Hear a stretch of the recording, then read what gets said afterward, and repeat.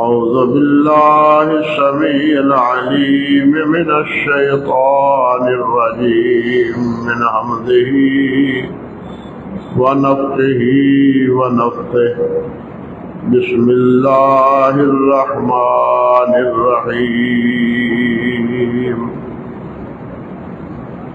يا أيها الذين آمنوا إذا لقيتم فئة فاثبتوا واذكروا الله كثيرا لعلكم تفلحون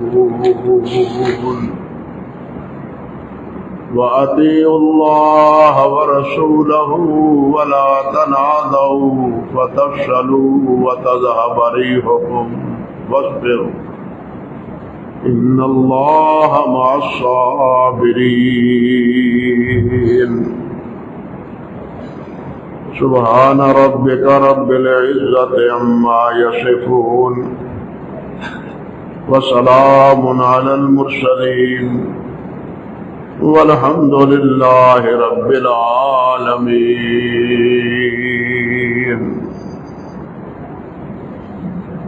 محترم معزز سامعین کرام، عزت مآب میری بہنوں اور بیٹیوں،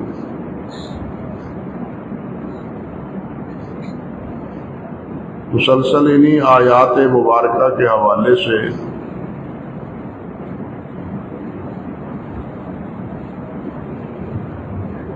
بنیادی باتیں جنگ کے مراحل میں جن کو ملحوظ خاطر رکھنا چاہیے، ان باتوں کا تذکرہ اور ان کی ہدایت اللہ سبحانہ و تعالیٰ نے ان دونوں آیات میں بیان فرمائی۔ سید الانبیاء حضرت محمد رسول اللہ صلی اللہ علیہ وسلم نے بھی اسی حوالے سے جو کچھ ارشاد فرمایا ہے وہ آپ سب سنتے رہے۔ دوسری اہم بات، پہلی تو بات یہ تھی کہ پہلے تو دشمنوں کے ساتھ لڑائی کا ارادہ ہی نہ کرو، لڑائی سے گریز کرو، حتی الوسع اور اس سے بچنے کی کوشش کرو۔ نبی علیہ السلام کا یہی کردار تھا۔ عمرے کے لیے گئے ہیں تو آپ نے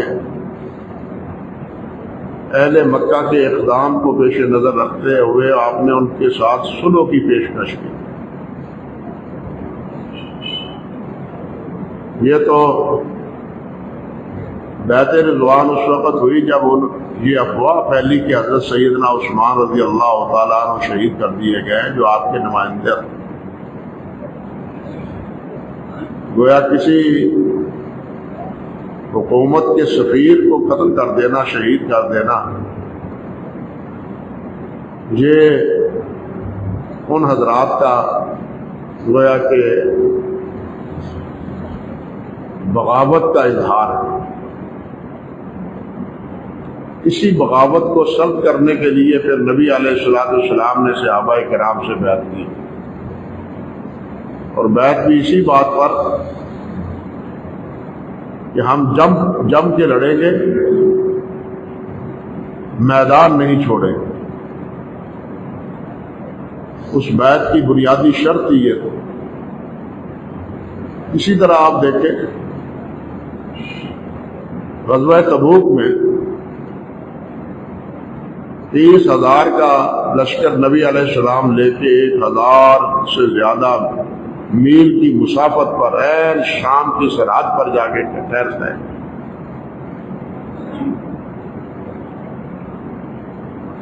اس افواہ کے نتیجے میں، اس خبر کے نتیجے میں کہ قیصر لڑائی کے لیے آمادہ ہے اور اپنی فوج وہاں جمع کر رہا ہے، اس خطرے کے سدباب کے لیے نبی علیہ السلام نے یہ اقدام کیا۔ وہاں 20 دن ٹھہرے، مگر قیصر کو یہ ہمت نہ ہوئی اور اس کے فوج کو بھی یہ جرأت نہ پڑی کہ وہ پیش قدمی کرتے اور نبی علیہ السلام اور صحابہ کرام مسلمانوں کے ساتھ مٹبھیڑ اور دو ہاتھ کرتے۔ وہ اسی سے خوفزدہ ہو گئے کہ جو 1000 میل کی مسافت طے کر کے یہاں تک پہنچے ہیں، آگے پتہ نہیں کیا کریں گے۔ لیکن نبی علیہ السلام نے ان کی اس خاموشی کو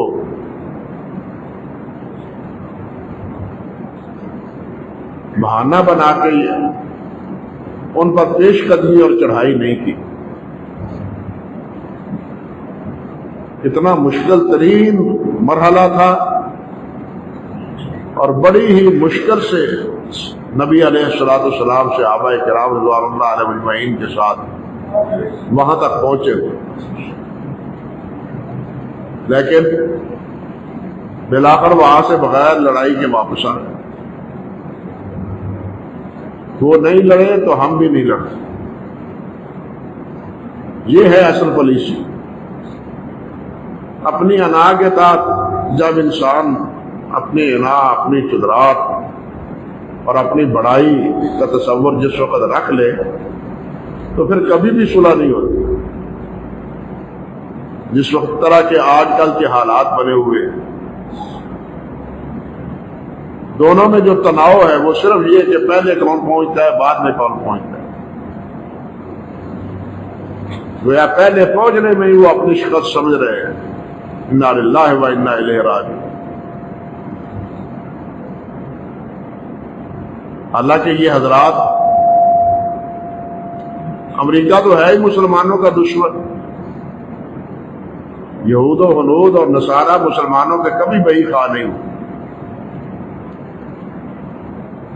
اللہ تعالیٰ جزائے خیر عطا فرمائے ہمارے جرنیل کو اور وزیر اعظم کو، حکمرانوں کو، جنہوں نے اس صلح کی پیش بندی کا انتظام کیا۔ مسلمان صلح کا چاہتا ہے، امن چاہتا ہے، فتنہ اور فساد نہیں چاہتا۔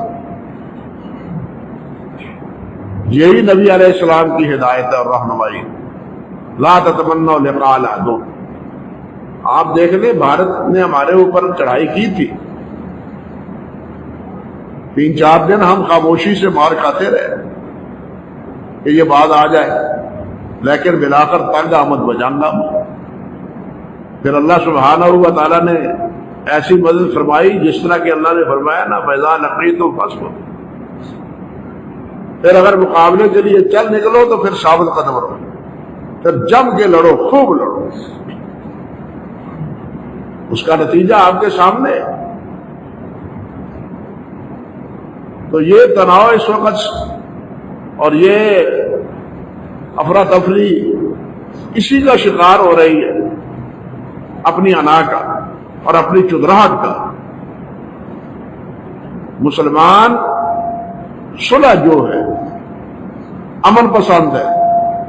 اسلام اور ایمان دونوں لفظ سلامتی اور امن کے علم بردار ہیں۔ یہ خون خرابہ نہیں چاہتے، کچھ تو خون نہیں چاہتے۔ آپ حیران ہوں گے کہ سیرت النبی کے معروف ہمارے مصنف حضرت قاضی سلیمان منصور پوری رحمۃ اللہ علیہ، جنہوں نے رحمۃ اللہ عالمین لکھی، اور یہ کتاب اردو میں ہی نہیں، عربی میں، انگلش میں اور دوسری بہت سی زبانوں میں اس کا ترجمہ چھپا ہے۔ قاضی صاحب نے دلائل سے ثابت کیا ہے کہ نبی علیہ السلام نے جتنے بھی غزوات میں حصہ لیا ہے وہ دفاعی تھا، وہ اقدامی نہیں تھا، وہ دفاعی تھا۔ دشمنوں نے مجبور کر دیا تھا، وہ غزوہ احد ہو، بدر ہو، احد ہو یا غزوات احزاب ہو، یا بالآخر فتح مکہ ہو یا غزوہ حنین ہو، ان تمام مواقع پر آپ کے اقدامات دفاعی نقطہ نظر سے تھے، اقدامی طور پر نہیں تھے، چڑھائی کے نقطہ نظر پر نہیں تھے۔ تو یہ ہے نبی علیہ السلام کی پالیسی، اور یہ ہے مسلمانوں کا سب کو آپ کا دیا ہوا سبق کہ ہم امن کے علم بردار ہیں، سلامتی کے علم بردار ہیں، ہم لڑائی نہیں چاہتے، لیکن اگر دشمن مقابلے کے لیے آئی جائے تو پھر سب سے پہلا سبق یہ ہے فسوتو، پھر ثابت قدم رہو، تمہارے پاؤں میں پھر جنبش نہیں ہونی چاہیے، پلٹنے کا کوئی تصور نہیں ہونا چاہیے۔ اور دوسری چیز وَاذْكُرُوا اللَّهَ كَثِيرًا لَعَلَّكُمْ تُفْلِحُونَ، اللہ رب العزت کو بقصد یاد کرو تاکہ تم کامیاب ہو پاؤ۔ اب ثابت قدمی کے سبق کے بعد اللہ کے ذکر کی یہ تاکید اس بات کی دلیل ہے کہ لڑائی صرف اسلحہ اور افراد کی بنیاد پر نہیں ہوتی، اللہ کی مدد اور اللہ کی توفیق سے ہوتی۔ اللہ اکبر کبیر ہے۔ یہ کیوں ہے؟ پہلے تو یہ سمجھے کہ ذکر خود اللہ ذو الجلال نے فرمایا الا بذکر اللہ تطمئن القلوب، کہ ذکر سے اللہ رب العزت اطمینان قلب عطا فرماتے ہیں۔ ذکر کے نتیجے میں انسان کو جہاں کہیں بھی ہو اطمینان قلب نصیب فرماتے ہیں، اور لڑائی میں جب تک اطمینان قلب نہ ہو کوئی آدمی ثابت قدمی سے لڑ ہی نہیں سکتا۔ بات سمجھے نا؟ اس لیے فرمایا کہ تم حالت جنگ میں بھی اللہ سبحانہ و تعالیٰ سے کے ذکر سے غافل نہیں رہنا۔ امام محمد بن کعب قرظی رحمت اللہ علیہ وہ فرماتے ہیں لا رخص لأحد فی ترک الذکر لا رخص لزکریا ولا رخص لرجل فی الحرب۔ فرماتے ہیں کہ اگر کسی کو اللہ کی یاد سے رخصت ہوتی تو حضرت زکریا علیہ السلام کو رخصت دی جاتی، جس کو بولنے کی اجازت نہیں تھی، بول نہیں سکتے تھے۔ اللہ ذو الجلال نے فرمایا کہ تم بول نہیں سکو گے، بیٹے کی ہم بشارت دیتے ہیں لیکن بول نہیں سکو گے، یہ علامت ہے، لیکن ذکر سے غافل نہیں رہنا، ذکر کرتے رہنا ہے تمہیں۔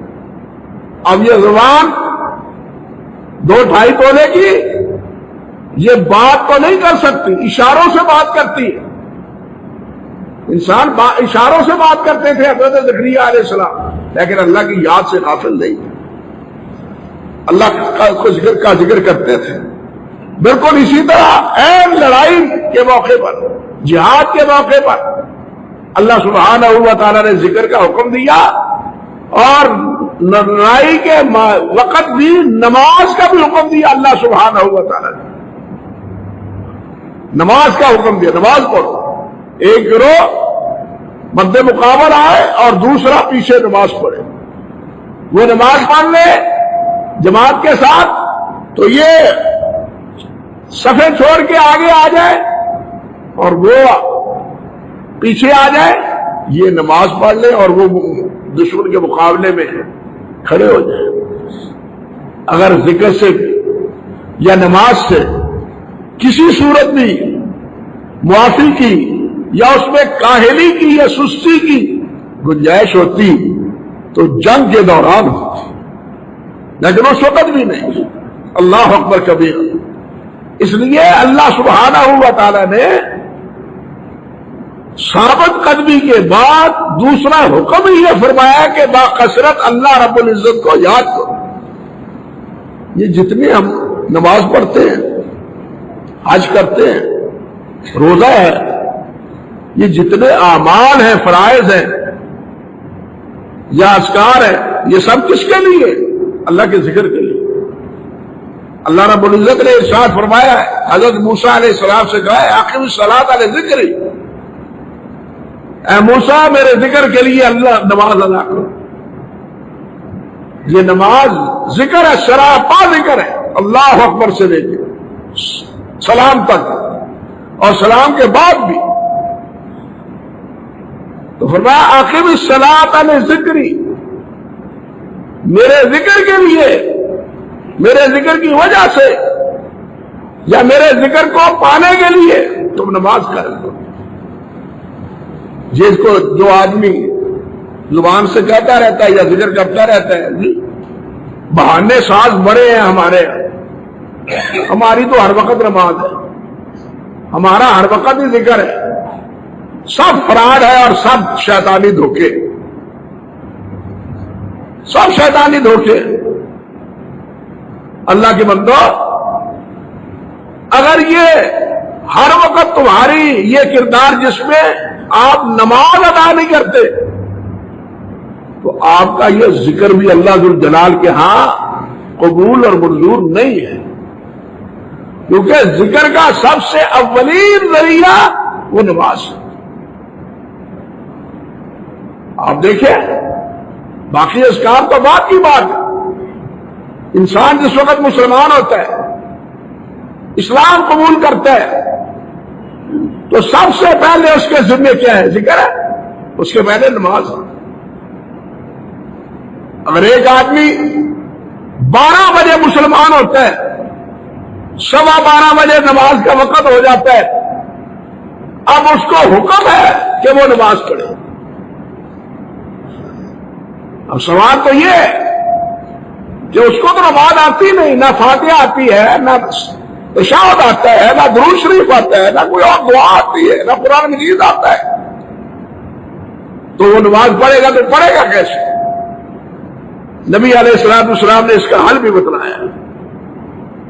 نبی علیہ السلام نے فرمایا کہ وہ زبان سے اللہ اکبر یا سبحان اللہ یہ تو کہہ سکتا ہے نا، غیر مسلم ہی کیوں نہ ہو، وہ قیام میں بھی سبحان اللہ، رکوع میں بھی سبحان اللہ، سجدے میں بھی سبحان اللہ، تشہد میں بھی سبحان اللہ کہتا رہے، نماز سیکھتا رہے، جب تک نماز پوری نہیں یاد آتی سبحان اللہ کہتا رہے، اس کی نماز میں قبول کروں گا۔ نماز سے چھٹی نہیں ہے، تو سب سے پہلا فریضہ وہ یہ نماز، اور وہ نماز کس لیے ہے؟ اللہ کے ذکر کے لیے۔ اور اس نماز میں بھی اس پہلے مسلمان کو کیا سکھایا ہے کہ تم سبحان اللہ ہی پڑھتے رہو، الحمدللہ ہی پڑھتے رہو، کوئی اللہ کا ذکر، کوئی اللہ کی تسبیح، کوئی اللہ کی حمد کا کلمہ ادا کرو، قیام میں بھی، رکوع میں بھی، سجدے میں بھی، تشہد میں بھی، تمہاری نماز ہو جائے گی۔ نماز یاد کر لو، پھر اس کے مطابق نماز پڑھو۔ تو نماز سے کسی صورت رخصت نہیں ہے، اللہ اکبر کبیرہ۔ لیکن ہمارے ہاں تو اس کا جس طرح کباڑا ہوا ہے، اللہ معاف فرمایا، اور پھر کیا بھی ان لوگوں نے جو شمار ہوتے ہیں جناب یہ بڑی پہنچی ہوئی سرکار ہے۔ تو ہمارے ایک بزرگ فرمایا کرتے تھے، ہاں یہ بہت پہنچی ہوئی سرکار ہے بے نماز، لیکن کہاں پہنچی ہوئی ہے؟ جہنم میں، جنت میں پہنچی ہوئی نہیں، یہ جہنم میں پہنچی ہوئی سرکار ہے۔ کیوں؟ نبی علیہ السلام نے فرمایا من ترک الصلاۃ متعمدا فقد کفر، جو قصدن نماز چھوڑ دیتا ہے اس کا اسلام کے ساتھ کوئی فرق تعلق نہیں۔ الفرق بیننا و بینہم ترک الصلاۃ، ہمارے اور غیر مسلمانوں کے درمیان فرق نماز کا ہے، ہم نماز پڑھتے ہیں، وہ نماز نہیں پڑھتے۔ اب یہ جو نماز نہیں پڑھتا وہ پہنچا ہوا کہاں کا ہے؟ کہاں کا پہنچا ہوا ہے؟ وہ جنت میں تو نہیں پہنچا ہوا، وہ تو جہنم میں پہنچا ہوا ہے۔ لیکن شیطان ہمیں یہ سبق نہیں دیتا، یہ سمجھنے نہیں دیتا، اور سبق یہی دیا جاتا ہے کہ جناب یہ بڑی سرکار ہے، ان کی لیے ہر وقت ہی نماز، اللہ اکبر کبیر۔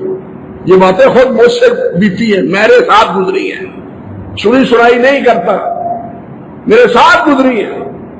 اللہ تعالیٰ ہمیں معاف فرمائے اور سمجھ دے۔ تو نماز ہے یا دوسرے ارکان ہے؟ آپ دیکھیے حدیث میں آتا ہے، اللہ اکبر کبیرہ، جامع ترمذی میں، انما جعل الرمی الجمار والسعی بین الصفا والمروہ لاقامت ذکر اللہ۔ اب فرمایا یہ صفا مروہ کے درمیان دوڑنا، یہ صفا مروہ کے درمیان دوڑنا ہے، صرف چلنا نہیں، چلنا تو ایک مقامات پر ہے، لیکن ایک محل ایسا ہے کہ وہاں خوب دوڑنا ہے۔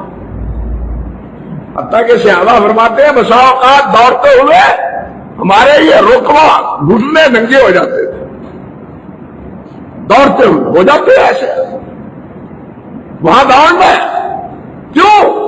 سیدہ ہاجرہ وہاں دوڑی تھی رضی اللہ تعالی عنہ، علیہ السلام، اس کو اللہ سبحانہ و تعالیٰ نے آنے والے حجاج اور معتبرین کو ایک نمونہ بنا دیا. لیکن یہ کس لیے ہے؟ لِإِقَامَةِ ذکر اللہ، اللہ کے ذکر کو قائم کرنے کے لیے. کہ حضرت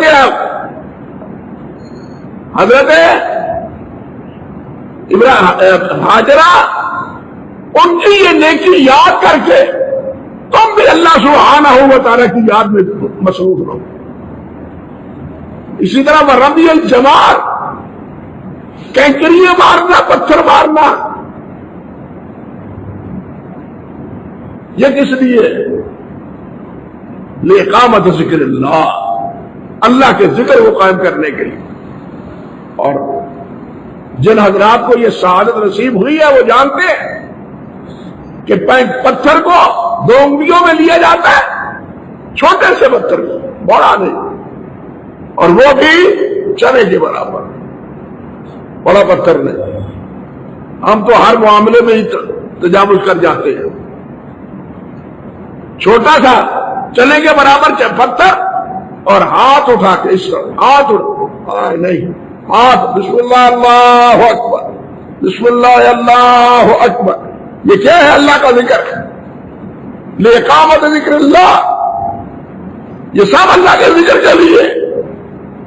ایک حدیث میں آتا ہے، نبی علیہ السلام سے پوچھا گیا، حضور یہ فرمائیے کہ کون سا عمل جو ہے نا وہ بہتر ہے؟ لفظ ہے حدیث کے، ذرا دیکھیے. ای المجاہدین اعظم اجرا، مسند امام احمد کی، ای المجاہدین اعظم اجرا، جہاد کرنے والے بہت ہیں لیکن سب سے بڑا اجر ملنے والا جو ہے مجاہد کو وہ کون سا ہے؟ فرمایا اکثرہم ذکر اللہ تبارک و تعالی، وہ مجاہد جو جہاد میں اکثر اللہ کو یاد کرتا ہے، اس کا جہاد سب سے افضل ہے. یہی پوزیشن روزے کی ہے.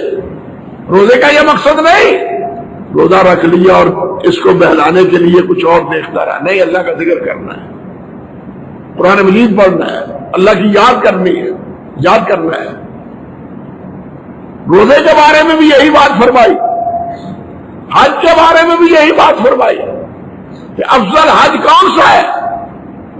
فرمایا حج وہ افضل ہے جس میں اللہ کو کثرت سے یاد کیا جائے. اللہ علی حج بس، جس میں چیخ سے اللہ ذوالجلال کی کبریائی بیان کی جائے، اللہ اکبر اللہ اکبر اللہ اکبر. یہ ہے حج. یہ گویا کے سارے ارکان، ان کا بھی خلاصہ کیا ہے؟ اللہ کا ذکر ہے. اور یہ اللہ کے ذکر کا حکم این میدان کارزار میں بھی اللہ سبحانہ و تعالی نے فرمایا کہ ثابت قدم رہو اور فاذکروا اللہ کثیرا، اللہ کو باکثرت یاد کرو لعلکم تفلحون، تاکہ تم فلاح پاؤ. حضرت امام بخاری رحمۃ اللہ علیہ نے صحیح بخاری میں ایک باب باندھا ہے، 2 باتیں قابل، باب و عمل الصالح قبل القتال. کتاب الجہاد میں امام بخاری نے باب باندھا ہے، باب و عمل الصالح قبل القتال، کہ لڑائی سے پہلے عمل کرو، نیکی کے عمل کرو، اللہ کو یاد کرو. قال ابو الدرداء، حضرت ابو الدرداء کا یہ قول ذکر کیا ہے، فرماتے ہیں انما تقاتلون باعمالکم، کہ تم اپنی قوت بازو سے نہیں لڑتے بلکہ تم اپنے عملوں سے لڑتے ہو. عمل سے مراد کیا؟ اللہ کی بندگی سے، اللہ کے ذکر سے، اللہ کی یاد سے. اور اسی پر امام بخاری رحمۃ اللہ علیہ نے یہ باب باندھا ہے، باب و عمل صالح قبل القتال. آپ کو یاد ہوگا چند خطبات پہلے، یعنی چند جمعوں سے پہلے میں نے ایک جمعے میں ذکر کیا تھا کہ قیصر نے اپنے سپہ سالار سے پوچھا کہ کیا وجہ ہے کہ ہم ہر میدان میں شکست کھا رہے ہیں؟ سبب کیا ہے؟ کیا ہمارے فوج کم ہے؟ ہمارے پاس اسلحہ کم ہے؟ ہر جگہ پر سپاہی کیوں ہے؟ تو اس کے سپاہ سالار نے کیا جواب دیا تھا؟ اس نے کہا تھا جناب ہم پسپا اس لیے ہیں کہ رات کو شرابیں پیتے نافرمانیاں کرتے ہیں اور وہ رات کو مسلح پہ اللہ کے ساتھ محو گفتگو ہوتے ہیں اور دن کو وہ گھوڑے کی پیٹھ پر سواری کرتے ہمارے مد مقابل آتے ہیں. وہ لوگوں کے درمیان عدل و انصاف کرتے ہیں، ہمارے ہاں ظلم اور جور ہوتا ہے. یہ اسباب ہے ان کی کامیابی کے اور ہماری ناکامی. اس کا اعتراف اس نے بھی کیا کہ یہ ہمارے ساتھ لڑنے والے رات کے راہب ہیں اور دن کے شاہ سوار. یہی بات یہاں امام صاحب نے اشارہ کیا ہے. قرآن مجید آپ پڑھیں، اللہ والوں کی بات جنہوں نے پہلے نبی علیہ السلام سے پہلے دشمنوں کے ساتھ مقابلے کیے ہیں، اللہ نے ان کی دعاؤں کا تذکرہ کیا ہے. ایک جگہ اللہ سبحانہ و تعالیٰ ارشاد فرماتے ہیں وَمَا كَانَ قَوْلُهُمْ إِلَّا أَن قَالُوا رَبَّنَا اغْفِرْ لَنَا وَإِسْرَافَنَا فِي أَمْرِنَا وَثَبِّتْ أَقْدَامَنَا وَانصُرْنَا عَلَى الْقَوْمِ الْكَافِرِينَ. وہ دعائیں کرتے ہیں بار الہ ہمیں معاف فرما دے، بار الہ ہماری جو غلطی ہے، ہمارے جو اسراف ہے، حد سے تجاوز اعمال ہے، اللہ ان سے درگزر فرما. وَثَبِّتْ أَقْدَامَنَا، یا اللہ ہمیں ثابت قدم رکھ. ثابت قدمی بھی من جانب اللہ ہوتی ہے اور اس کا سبب اللہ کا ذکر ہے. اللہ اکبر کبیرہ. آپ نے سنا معروف روایت حضرت سیدہ فاطمہ رضی اللہ تعالیٰ عنہ نبی علیہ السلام کی خدمت میں حاضر ہوتی ہے لخت جگر کہ حضور سب کو غلام دیے ہیں، خدمت گزار دیے، مجھے بھی کوئی خدمت گزار دے دیا جاؤں. آپ جانتے ہیں کہ نبی علیہ السلام نے فرمایا بیٹی نہیں، خدمت گزار سے بہتر یہ ہے کہ شام کو رات کو سونے سے پہلے یہ 33 مرتبہ سبحان اللہ، 33 مرتبہ الحمدللہ، 34 مرتبہ اللہ اکبر پڑھ لیا. یہ غلام سے بہتر ہے. اب انہوں نے یہ عمل شروع کر دیا، حضرت علی نے بھی شروع کر دیا. حضرت علی نے یہ حدیث بھی بیان کی. حضرت علی سے پوچھا گیا کہ جناب یہ فرمائیے کہ صفین کی جب جنگ ہوئی سی، جہاں بہت ہزاروں کی تعداد میں لوگ مارے گئے تھے، اس رات بھی آپ نے، صفین کی رات میں بھی آپ نے یہ ورد و وظیفہ کیا. دو فرماتے ہیں کہ میں نے اس رات میں بھی یہ ورد نہیں چھوڑا، یعنی اس مشکل گھڑی میں بھی حضرت علی رضی اللہ تعالیٰ عنہ نے یہ وظیفہ نہیں چھوڑا. بلکہ ہمارے مہربان ہیں، جمعیت کے ناظم بھی رہے ہیں میاں صاحب، میاں محمد جمیل صاحب، اللہ نے صحت عطا فرمایا. آج کل وہ بھی بیمار ہیں بیچارے. وہ فرماتے ہیں کہ میرا تو تجربہ ہے کہ جتنے بھی سفر سے واپس آتا ہوں، جب رات کو سوتا ہوں، جب یہ وظیفہ پڑھ لیتا ہوں اس نیت سے کہ میری تھکن دور ہو جائے، تو اللہ میری تھکن دور کر دیتا ہے اور مجھے آرام سے نیند آ جاتی ہے. یہ وظیفہ تھکن کو دور کرنے کے لیے بھی ہے، اللہ کا ذکر بھی ہے، تھکن کو دور کرنے کے لیے بھی ہے. بالخصوص میدان جہاد میں تو تھکاوٹ ہوتی ہی ہوتی ہے نا، تو اس تھکاوٹ کو دور کرنے کا بھی یہی ذکر، یہی ورد اور یہی وظیفہ کارگر ہے. حضرت امام بخاری رحمۃ اللہ علیہ نے ایک اور بات باندھا ہے کتاب الجہاد میں، باب التکبیر عند الحرب، کہ لڑائی کے وقت اللہ کو یاد کرو، اللہ کی کبریائی بیان کرو.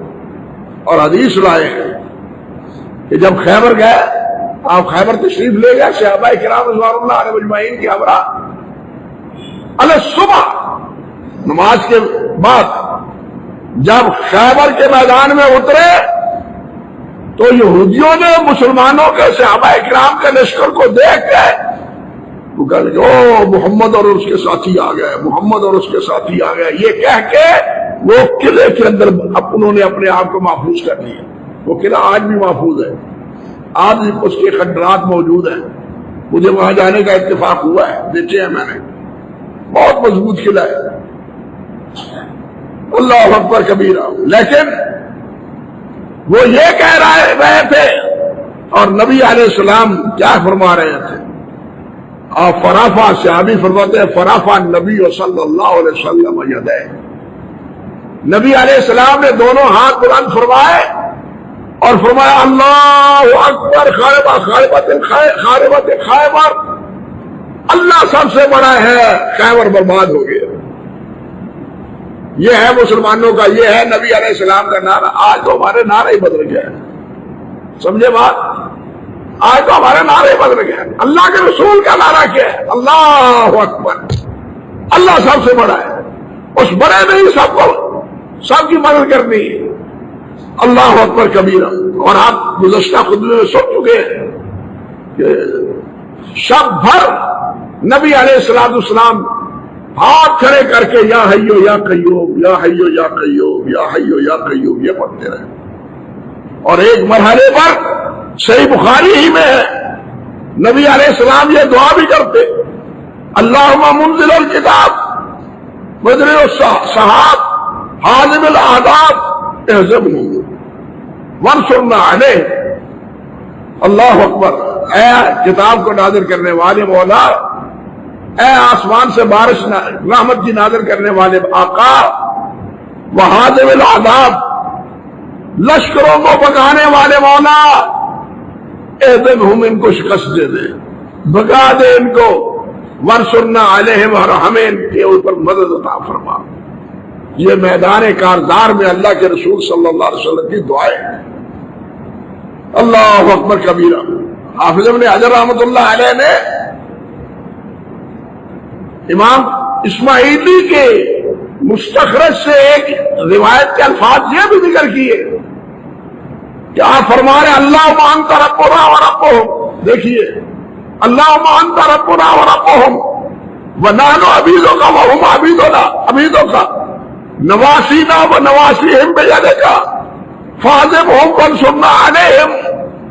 یا اللہ ہم بھی تیرے بندے ہیں، وہ بھی تیرے بندے ہیں، ہم بھی تیرے غلام ہیں، غلام وہ بھی ہے تیرے، اگرچہ وہ میرا انکار کرتے ہیں لیکن ہے تو تیرے ہی بندے نا، رزق تو ہی دیتا ہے ان کو۔ نواسیہم و نواسینا بیدک، ہماری پیشانی اور ان کی پیشانی مولا تیرے ہاتھ میں ہے، فانصرنا علیہم، اللہ ان پر ہماری مدد فرما۔ اللہ اندازہ کیجئے کن کن الفاظ سے۔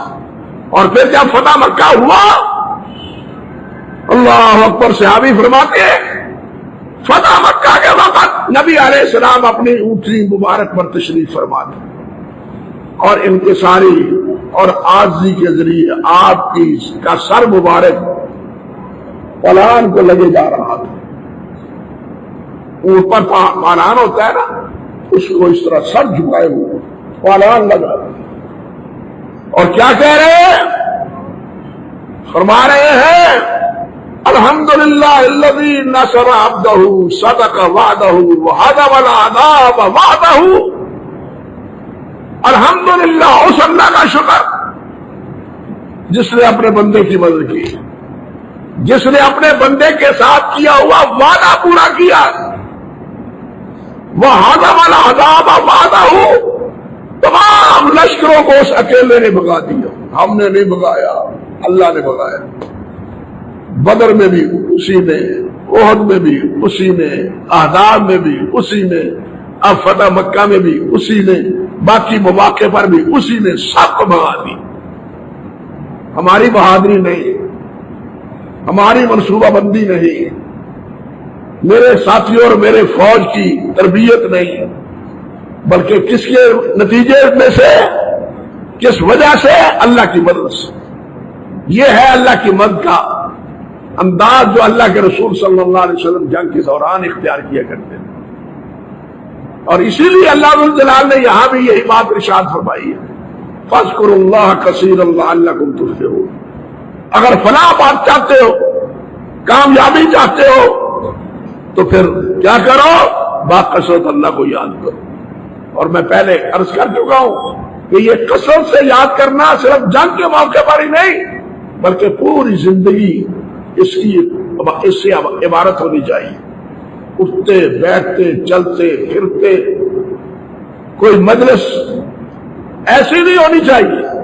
حضرت معاذ سے فرمایا نبی علیہ السلام نے، ایک صحابی پوچھتے عبداللہ بن بصر بھی رضی اللہ تعالیٰ عنہ اور سفیان بن عبداللہ بھی پوچھتے ہیں حضور ان شرائع الاسلام قد کثرت، دین کے بڑے مسائل ہیں، ایک ہی بات بتا دیجیے جو پلے باندھ لوں اور اس کو سمیٹ لوں دامن میں. تو ان سب سے یہی فرمایا اگر چاہتے ہو تو پھر یہ ہے لا یزال لسانکم بذکر اللہ رطبا بذکر اللہ، تمہاری زبان اللہ کے ذکر سے تر رہنی چاہیے، اللہ کے ذکر سے تمہاری زبان تر رہنی چاہیے. یہی کلید کامیابی ہے دنیا میں بھی اور آخرت میں بھی. میں نے عرض کیا تھا کہ جنتی جنت میں ہر نعمت پائیں گے لیکن ایک حسرت نبی علیہ السلام نے فرمایا ان کے دل میں بھی ہوگی، اور وہ حسرت یہ کہ کاش فلاں مجلس میں، فلاں میٹنگ میں، فلاں جگہ پر ہم بیٹھے رہے، باتیں کرتے رہے، اللہ کے ذکر سے غافل رہے، کاش اس وقت بھی ہم اللہ کو یاد کر لیتے کچھ نہ کچھ، تو آج ہمارا درجہ کس درجے سے زیادہ بلند ہوتا. اللہ اکبر، یہ حسرت ہوگی اہل جنت ہوگی. اس لیے کثرت ذکر یہ اصل مطلوب ہے. اور ایک حدیث میں آتا ہے کہ اللہ کے عذاب سے بچنے کے لیے سب سے بڑا ہتھیار اللہ کا ذکر ہے. اللہ کا ذکر شیطان سے بچنے کے لیے، شیطان کے چیلوں سے بچنے کے لیے، اور اسی طرح اللہ آپ کا بھلا کرے باقی انسان کے اپنے سیئات اور گناہ اور نافرمانیوں سے بچنے کا ذریعہ بھی یہی ہے اللہ کا ذکر. اللہ مجھے بھی اس کی توفیق عطا فرمائے، آپ سب کو اس کی توفیق عطا فرمائے. آگے تیسرا حکم ہے وَأَطِيعُوا اللَّهَ وَرَسُولَهُ وَلَا تَنَازَعُوا فَتَفْشَلُوا وَتَذْهَبَ رِيحُكُمْ. انشاءاللہ اللہ نے چاہا تو اس کے متعلق باتیں اگلے خطبے میں